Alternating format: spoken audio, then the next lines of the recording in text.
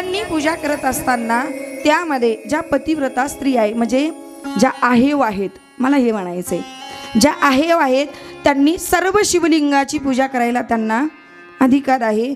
पण ज्या विधवा आहेत, इथं शिव महापुराण सांगतं की विद्वानां प्रवृत्तानां स्फटिकं परिकीर्तितः. जर तुम्ही मंदिरात जाल तर तिथे तुम्ही पूजा करू शकता, पण जर घरी तुमच्या जर तुम्ही महादेवाची पूजा करत असाल ना, तर श्री शिव महापुराण ग्रंथ सांगतो आहे की विधवा स्त्रियांनी घरामध्ये रोजच्या पूजनामध्ये स्फटिकाचं शिवलिंगाची काय करावी, पूजा करावी. त्यांना फक्त स्फटिकाच्याच शिवलिंग पूजाचा घरच्या पूजेमध्ये काय आहे, अधिकार आहे. म्हणून सुंदर अशा प्रकारे स्फटिक शिवलिंगाची पूजा करावी. त्रिपुंड्र धारण करावा, कारण त्रिपुंड्र धारण केल्याशिवाय पूजा पूर्ण होत नाही. की त्रिपुंड्रम सजलम भस्मम धृत्वा पूजां करोति यः शिवपूजां फलं सांघं तस्यैहि सुननिश्चितं. भोले बाबाच्या पूजेला जर तुम्ही 12च्या आत गेलात तर त्या ठिकाणी काय करायचं, जर तुम्हाला पांढरा भस्म नाही सोडता आला तर पाण्यात 3 बोटं उडवायचे. 3 बोटं घ्यायचे आणि आपल्या डोक्याला ओढायचे. पण भस्म लावल्याशिवाय पूजा सुरुवात करता येत नाही. अगोदर त्रिपुंड्र ओढायचा. नाहीच तुम्हाला पाण्याचा कंटाळा आला तर फक्त वायुरूप असं समजायचं, असे हात घ्यायचे आणि फक्त असे ओढायचे. वायुरूपाने का होईना पण भस्म धारण करायचा. आणि 12च्या नंतर जर तुम्ही पूजेला गेलात तर मग मात्र पांढरा भस्म काय करायचा, धारण करायचा. सगळ्यात श्रेष्ठ भस्म सांगू तुम्हाला, गोमातेचं जे शेण असतं की नाही, शुद्ध देशी गोमाता, तिचं शेण, त्या शेणाच्या गौऱ्या वाळवायच्या आणि त्याची राख बनवायची आणि सुंदर 5 पदराच्या कॉटनच्या कपड्यामधून वस्त्रगाळ करायची आणि त्याचा काय बनवायचा, भस्म बनवायचा. तो सगळ्यात श्रेष्ठ भस्म असतो. म्हणून खरा भस्म आणायची तर आपली ताकद नसते. भगवंताला कोणता भस्म आवडतो, चिता भस्म, तिथे नाही जाऊ शकत आपण. पण गोमातेचा सुंदर त्यामध्ये भीमसेनी कापूर, अगर तगर हे जरी टाकले आणि भगवान भोले बाबाला जर हा भस्म अर्चित केला ना, तर भोले बाबा आपल्यावर कृपा केल्याशिवाय राहत नाही. म्हणून जाता जाता एकच सांगेल की आजचा नियम की आपण एकच करायचं की भोले बाबाच्या पूजेला गेलो तर पहिल्यांदा आठवण करायची, आठवणपूर्वक हात पाण्यात बुडवायचा आणि भस्म धारण करायचा. की भस्ममय शिवमंत्रेण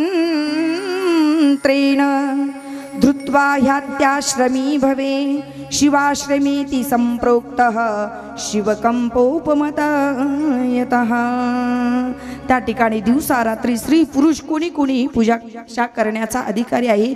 फक्त भस्म धारण करायचा, पूजेला बसायचं आणि सुंदर पूजा झाल्याच्या नंतर प्रदक्षिणा घालायची. पूर्ण प्रदक्षिणा महादेवाला चालत नाही, अर्धी प्रदक्षिणा घालायची. माझ्या भोले बाबाला प्रदक्षिणा अतिशय प्रिय आहे. की प्रदक्षिणा नमस्काराः शिष्यस्य परमात्मनः.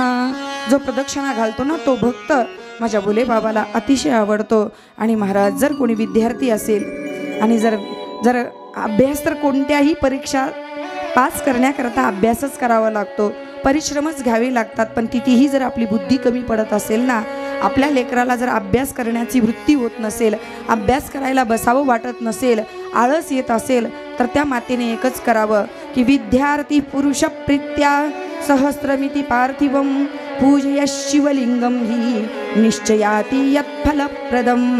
विद्यार्थी असेल तर प्रेमपूर्वक पार्थिव शिवलिंग त्या मैयाने तयार करावं, त्या आईने, आणि श्रद्धेने त्याच्या हातून शुद्ध देशी गाईचं दूध, त्याच्यामध्ये तूप आणि साखर टाकून प्रत्येक सोमवारी त्याच्या हातून शिवाभिषेक करावा. निश्चित तुम्ही अनुभव घेऊन बघा की निश्चित त्याचा आळसही जाईल, तो अभ्यासाला प्रेरितही होईल आणि चांगल्या क्रमांकाने तो काय होईल, पासही होईल. हा महादेवाचा काय आहे, प्रसाद आहे. बोलिये गौरी शंकर भगवान की जय. आणि महाराज कोणती पूजा करा पण श्रद्धेने करा. कुठल्याही देव, तुम्हाला महादेव आवडतात ना, तर श्रद्धापूर्वक विश्वास ठेवा. सगळा जो कारभार चालतो ना, परमार्थ विश्वासावर चालतो, संसार विश्वासावर चालतो, एकमेकाचं नातं विश्वासावर चालतं. आणि विश्वास कसा ठेवायचा सांगू तुम्हाला.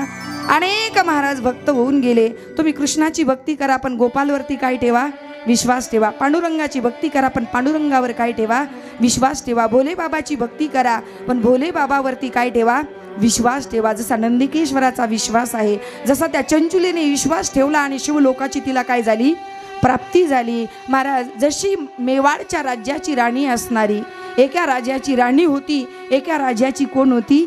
मुलगी होती. फक्त आईने सांगितलं होतं, वरात चालली होती गावातून, आणि वरात चालली होती तर लहान असणाऱ्या 5 वर्षाच्या संत मीराबाई होत्या. सगळ्यांना माहीत आहे, संत मालिकेपैकी भगवंताची भक्ती करत असताना भक्ती किती विश्वासाने करावी, भक्ती किती श्रद्धेने करावी. महाराज सांगितलं ना आपल्याला, गुरु असू द्या, पहिली गुरु जीवनामध्ये आपली कोण असते? आई असते. जो मुलगा घडवल्या जातो ना, नंतर शाळेमध्ये गुरुजी असतात, पण पहिला गुरु जर घरामध्ये कोण असेल ना, तर आई असते. मुलगा घडवण्याचं प्रथम कारणच आई असते, आणि तिथूनच मुलाचे संस्कार काय होत जातात? तयार होत जातात. आणि जर आईने सांगितलं ना, तितका विश्वास पाहिजे. गुरुने सांगितलं ना, तर विश्वास पाहिजे. 5 वर्षाच्या मीराबाई होत्या.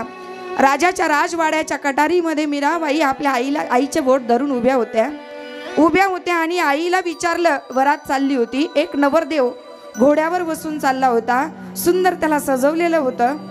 आणि महाराज मीराबाईने आईला विचारलं, मैया ही काय चाललेलं आहे? एक घोड्यावरती माणूस बसून चालला आहे, त्याला सजवलेला आहे, त्याच्या पाठीमागे माणसं आहेत, त्याच्या पुढे माणसं आहेत. तर तिच्या आईने सांगितलं, मीरा अगं, हा एक नवरदेव आहे, हा वर आहे, याचा आता एका कन्येबरोबर विवाह होणार आहे आणि नंतर त्याचा संसार चालू होणार आहे. कारण प्रत्येकाला या संसारात आल्यानंतर विवाहाची बेडीमध्ये बांधल्या जातं. मग मीरा म्हणायला लागली, मैया मग माझाही विवाह होणार ना? तर मैया हसली. मीराबाईचा विश्वास बघा, खूप सुंदर मीराबाईंचं चरित्र आहे. महाराज, भक्ती करावी मीराबाई सारखीच. छोट्याशा 5 वर्षाच्या मीराबाईने विचारलं, मैया मग माझ्यासाठीही असाच नवरदेव येईल का ग?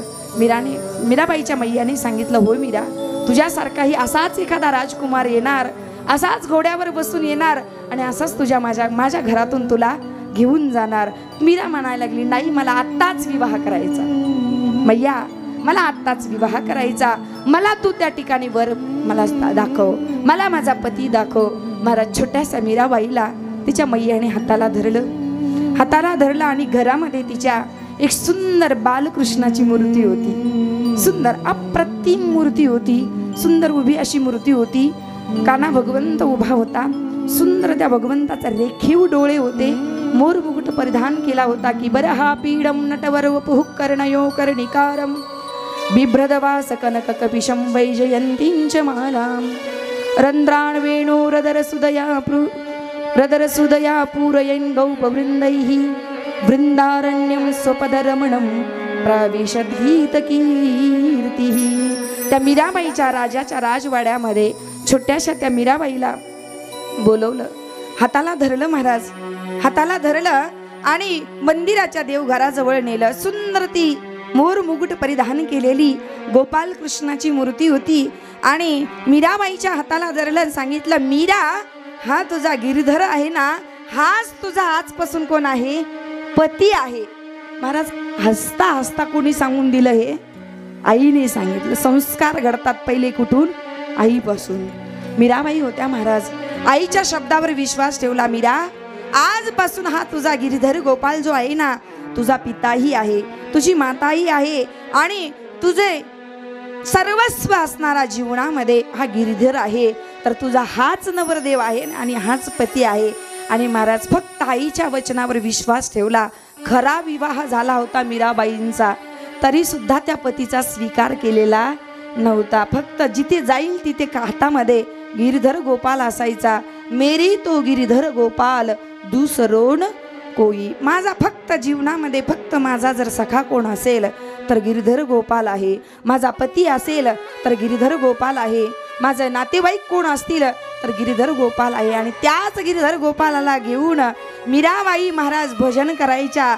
लोक लाज त्या ठिकाणी सर्व सोडून दिली होती. महाराज, भक्ती करताना लोक लज्जा धरायची नसते, लोक लाज धरून जमत नसतं. महाराज, मीराबाई सुंदर गोपाल कृष्णाची मूर्ती समोर ठेवायच्या, पूजा करायच्या आणि गोपाल कृष्णाला रोज वेगवेगळ्या प्रकारचं भजन गाऊन दाखवायच्या.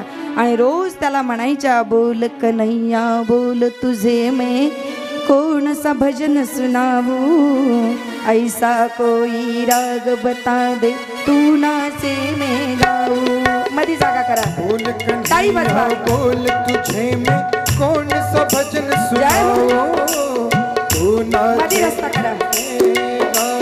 कौन सा भजन सुनाऊं. बोल कन्हैया बोल तुझे मैं कौन सा भजन सुनाऊं. ऐसा कोई राग बता दे तू नाचे मैं गाऊं. बोल कन्हैया बोल तुझे मैं कौन सा भजन सुनाऊं. ताली बजवा. ऐसा कोई राग बता दे तू नाचे मैं गाऊं.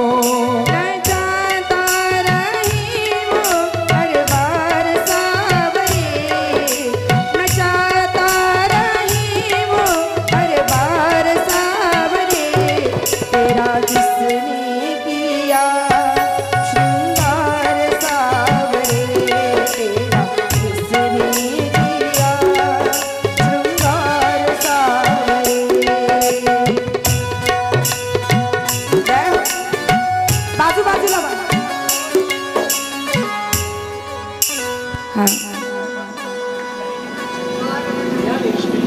हा आणि बाकी सगळ्यांनी बसून घ्या. फक्त बाकी बिहारी येतील आणि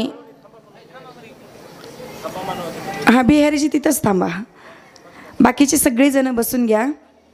ही जी जाकी आहे ना, वृंदावनला गेलो होतो ना आपण, वृंदावनच्या बाकी बिहारजींची जाकी आहे. सगळ्यांनी जय जयकार करा एकदा. बोले बाकी बिहारी लाल की, वृंदावन धाम की.